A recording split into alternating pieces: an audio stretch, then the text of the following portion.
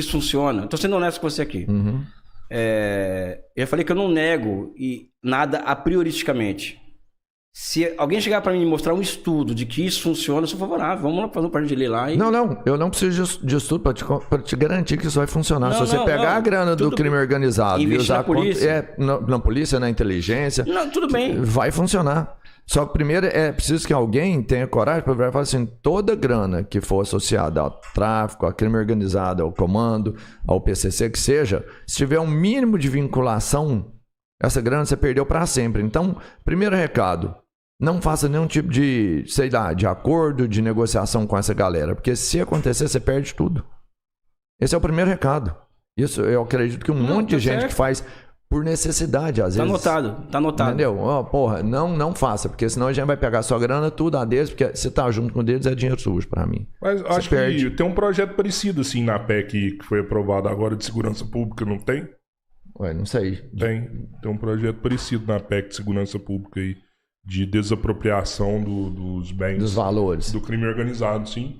E a hora que você faz uma asfixia do sistema financeiro também... E aí não tem juiz que tira, aí, tá? Aí você já tá automaticamente combatendo isso que você tá falando. Exatamente. Mas na PEC do crime organizado tem isso aí que você tá falando. Né? Inclusive, então vários deputados da direita...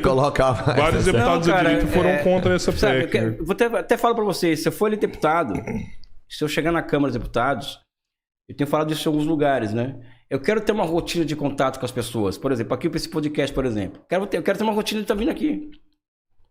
Por quê? Porque é uma rotina que eu vou ter a chance de ouvir crítica de vocês dois. Sim. De ouvir crítica do público e também informar de como as coisas acontecem. E não aparecer aqui somente em época de eleição, para poder aparecer em podcast, para ganhar. Não, não é isso que eu quero. Eu quero manter, por exemplo, manter canais de diálogo com a população, né? Permanente. E eu acho que hoje... existe algo que se consolidou da pandemia para cá, que é o papel desse tipo de podcast. É o podcast Três Irmãos, é o Flow, é o Entrevista Limitada. Né? O Três Irmãos alcançou um espaço muito grande nos últimos anos que talvez ninguém passe mais. Ou seja, existem alguns canais de comunicação. Existe podcast de bairro que funciona muito aqui no Rio de Janeiro. Sim. Então, eu quero me manter em contato com a população através dessa forma.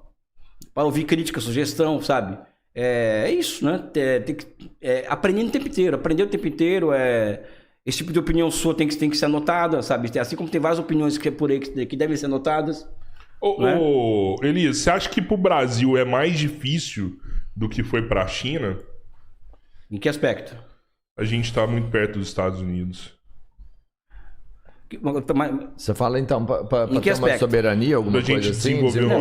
Não, a China fez uma revolução. É mais difícil do que foi para a China? A China é que tá a questão, vamos lá. A China derrotou os Estados Unidos numa revolução.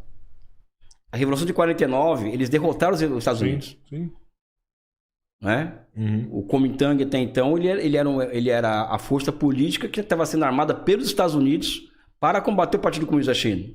Eles perderam, ou seja, então a Revolução de 49 é uma derrota estratégica dos Estados Unidos. Aliás, é uma derrota estratégica de altíssimo patamar, porque ninguém imaginava. Nas conferências do final da Segunda Guerra Mundial, Churchill, Roosevelt, Stalin, por exemplo, que a China poderia cair nas mãos do comunismo, dos comunistas. Um país com 600 milhões de habitantes nessa época, com aquele tamanho todo. Então, a derrota americana em 49 ela foi estratégica. Reconfigurou toda a geopolítica mundial, inclusive, aquela derrota. Derrotar os Estados Unidos do Brasil daquela forma hoje não é possível. Não é possível. Eu acho que existe um passo a passo. Eu acredito que você se derrotar, por exemplo, Flávio Bolsonaro nas próximas eleições. Vou repetir aqui. Flávio Bolsonaro é um candidato abertamente a favor dos Estados Unidos. Ele não é eu que estou falando, ele mesmo fala. Ele, a família dele, ele trabalharam a favor das tarifas do Brasil. Ele foi lá pedir a transformação do PCC e do Comando Vermelho em organizações terroristas, né? Eles foram lá para pedir para Trump, por exemplo, colocar mais tarifas sobre o Brasil ainda, agora recentemente. O irmão dele opera contra o país o tempo inteiro lá dentro. Ou seja, eles são a favor dos Estados Unidos. E mais do que isso, ele disse em uma conferência no Texas, salvo engano, que se for presidente da República, ele vai resolver a questão das terras raras dos Estados Unidos, ou seja, a dependência americana das terras raras da China. O irmão falou que ele, no lugar do Lula, ele negociaria o PIX com os Estados Unidos. PIX. com os Estados Unidos. Então, acho que derrotar os Estados Unidos através de uma revolução como a chinesa não tem como. Não está colocado essas condições aqui. Agora, se nós aplicarmos uma derrota agora, nessas eleições, você começa, é um passo. Eu acho que o passo fundamental hoje para derrotar os americanos aqui é eleger Lula no presidente da República. Contra o Flávio Bolsonaro. Ah, o Lula é isso, o Lula é aquilo, o Lula é feio, o Lula não é liberal. Não importa. O Lula, ele é uma pedra no sapato dos Estados Unidos aqui na América do Sul. Marco Rubio diz que as eleições mais importantes do mundo nesse ano serão no Brasil. Marco Rubio. Ele fala isso porque ele gosta do Lula? Então, acho eu que derrotar os Estados Unidos aqui na América do Sul, do Brasil hoje, é derrotar Flávio Bolsonaro e reeleger Lula pela 4ª vez. Essa eleição de Lula pode abrir caminho para uma discussão mais de fundo sobre a questão nacional, sobre a soberania nacional, sobre a reindustrialização. Quando eu falo em reindustrialização, também estou falando do seguinte: o Brasil tem 20% das terras raras do mundo. O Brasil tem água, tem petróleo, é um produtor de alimento absurdo. O Brasil produz carne para alimentar o mundo inteiro. Então o Brasil ele é um alvo preferencial. E esse país precisa do quê? Precisa ter um complexo industrial de defesa e ter um exército e forças armadas com capacidade de dissuasão suficiente para proteger o nosso país. Então eu também coloco isso. Eu não quero discutir com os militares em quem eles votaram na eleição, qual é a ideologia deles. O que eu quero é sentar com os militares e discutir é o seguinte: o que vocês pensam a respeito da transformação do Brasil em uma potência militar, não para fins ofensivos, sim para fins defensivos. E como construir, e qual que é o papel que vocês vão ter na construção do maior complexo industrial de defesa da América Latina. É isso que eu quero discutir com os militares. Então, isso aí é uma coisa que eu te perguntei, assim, se fosse pra gente industrializar, o que era primeiro? Assim, eu acho, não, a indústria militar, por exemplo, é fantástica. Nós temos que passar as reformas institucionais necessárias. Capital nacional, capital estrangeiro, metas de inflação, uma outra reforma do Banco Central, não é?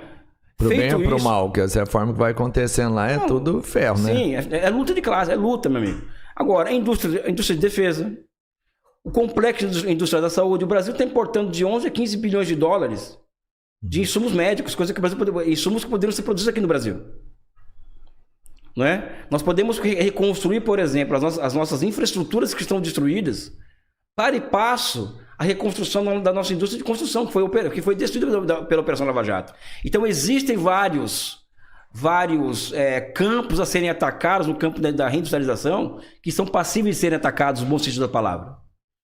Né? O que falta é encontrar um consenso nacional e a própria esquerda acordar para a realidade que, se ela não abraçar a pauta da reindustrialização, ela vai estar dando tiro no próprio pé, porque essa é a pauta que interessa para a própria esquerda, para a classe trabalhadora e para o futuro do país. Aí sim a gente vai estar com condições... Eu acho que a da reindustrialização a esquerda até percebe, fala e já, enfim, já é bem posicionado sobre isso. A pauta de fortalecimento do exército, essa eu acho que a esquerda tem dificuldade, viu, Elias? Eu acho que essa... Porque ela veio... Não vou falar inimigo, mas ela veio, sabe, com um nojinho, com a dificuldade de relacionamento com o exército desde sempre. Né? Boa parte do escateamento do exército é devido às ações de esquerda, sabe? Muito pelo contrário. Muito pelo contrário. Ninguém investiu... Desculpa. Me conta aí. Ninguém investiu mais nas Forças Armadas no Brasil nos últimos 30 anos que o governo Lula, os governos Lula. Mas nos últimos 30 anos ele ficou 20. Tem que ter sido ele mesmo. Vamos lá. Vamos pegar desde o final dos militares até hoje. Ninguém investiu mais em Forças Armadas que o Lula. Pega o final da ditadura militar. Ele tem uma comunicação agradável ali? Não, a questão é outra coisa. É que o que ele investiu em Forças Armadas é altamente insuficiente. Mas quem não mais... é porque está indo para as aposentadorias, para as mulheres, para o leite condensado. Não, falando de investimento em equipamentos. É investimento direto. Investimento direto. Na estrutura. Ninguém investiu mais do que Lula e Dilma. Dilma, inclusive. Agora, eu acho que qual que é agora a suficiência desse investimento? É 1%, 2%, 3% de 100. Muito pouco. Sim. Entendeu? O exército quer mais, quer 10, 15... Não é isso. Nós precisamos, cara, exército custa dinheiro. Napoleão já falava, se quer ganhar guerra, tem que ter dinheiro. Sabe? E aí que tá a questão. Mas se o governo tá investindo tão pouco assim, o que é mais do que outros, mesmo assim o exército vai fazer uma pressão no governo. Não, tô vendo aqui o que está sendo investido em outros países, eu quero mais. Ou cara, não? É que a questão o exército brasileiro existe acomodou. uma lavagem cerebral dentro dos militares brasileiros. Eu conheço generais no exército brasileiro que são contra a política industrial. General liberal, você tem noção disso?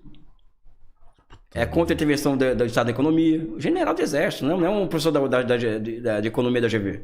É o general do exército dizendo isso, que é contra o Estado inchado, o Estado não pode se intrometer na economia. Vocês têm noção desse... Mas isso não é só o exército no Brasil, né? Não, mas tudo o bem, Brasil tem uma elite que é assim. Não, mas o exército pensar dessa forma é o fim da picada, porque ele tá indo contra a sua própria razão de existência. Isso é a identidade do brasileiro já há décadas. Não é. Isso é distópico. Isso é 40 anos de lavagem cerebral, meu amigo. De que o Estado não presta, o Estado tem que ser mínimo, tem que gastar menos que arrecada, sabe? E as nossas elites do serviço público, do Exército, da Marinha, da Aeronáutica, do Judiciário, da PF e tal, elas frequentemente viajam para onde para estudar? Estados Unidos. Entendeu? Então, mas eu não estou nem entrando nesse mérito dele ser bonzinho, mal ou bom. Quem tem que ter consciência do que eu estou falando é quem está no governo. Somos nós. Eles só executam o que a gente manda. Então, acho que falta, Robertinho e Rodrigo, uma clareza de convicção dentro da esquerda brasileira da esquerda brasileira acerca disso que eu estou colocando aqui.